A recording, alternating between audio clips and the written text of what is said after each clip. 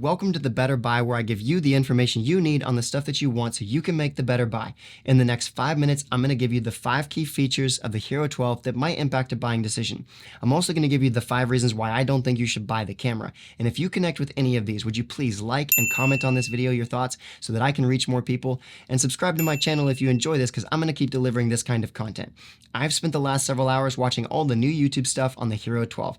I also went to GoPro's website, watched their stuff, did their own comparisons, and read the small numbers at the bottom that give you some special information. Here are some of my takeaways. The YouTubers have been banned from sharing their own opinions or comparison footage in their videos, and that's because GoPro doesn't want you to see that the Hero 12 is basically the same as the Hero 11 with some blue speckles on it. That is a real shame, because information that is freely available to all of us cannot be commented on with their own opinions by people that were simply sent the camera. I'm going to stand in the gap. I'm not sponsored. I can tell you the real information, my own thoughts, and I can help you make the better buy. So let's get into it.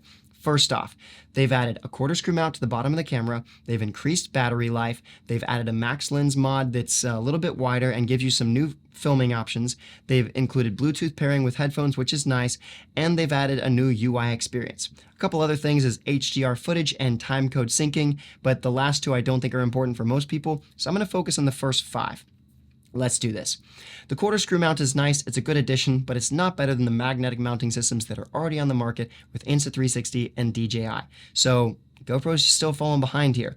The extra battery life is good, but it only brings it up to par with the other cameras, and while it does say that at 5K 30 you're going to get about 75 minutes, which is like a 100% increase, and at 4K 60 you're going to get about 16% increase, that's under test conditions at 77 degrees with a nice wind blowing. DC Rainmaker talks about the battery life, and I have him linked below. He's a great channel that does awesome reviews, and while his information is the same as GoPro's, he couldn't comment on it. I can tell you it's not going to be as good as they say, because in real life situations, GoPro is always going to be lower than that, and companies like DJI and Insta360 are already better than them with their battery life. So if battery life is an issue, I'd still go with the other cameras, and if overheating is a concern, you're still going to have it in the GoPro.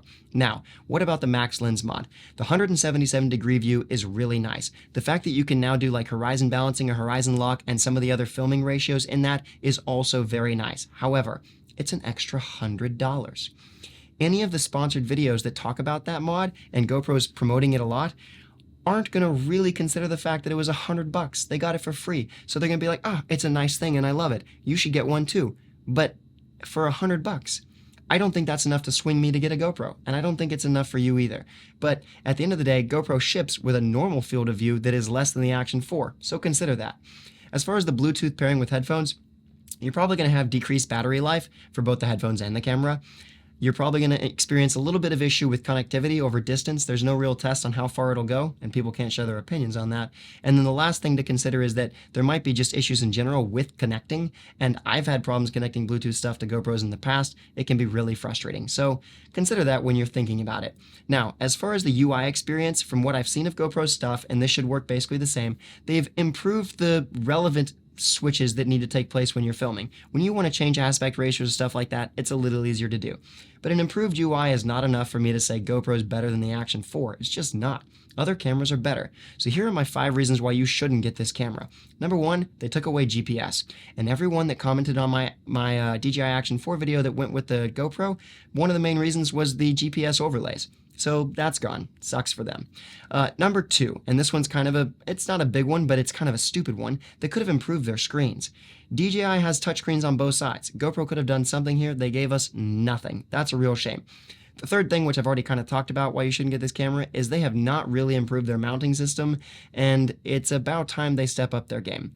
My third thing, which is more of a comment on the shipping materials, is that GoPro used to send the thing with a nice case.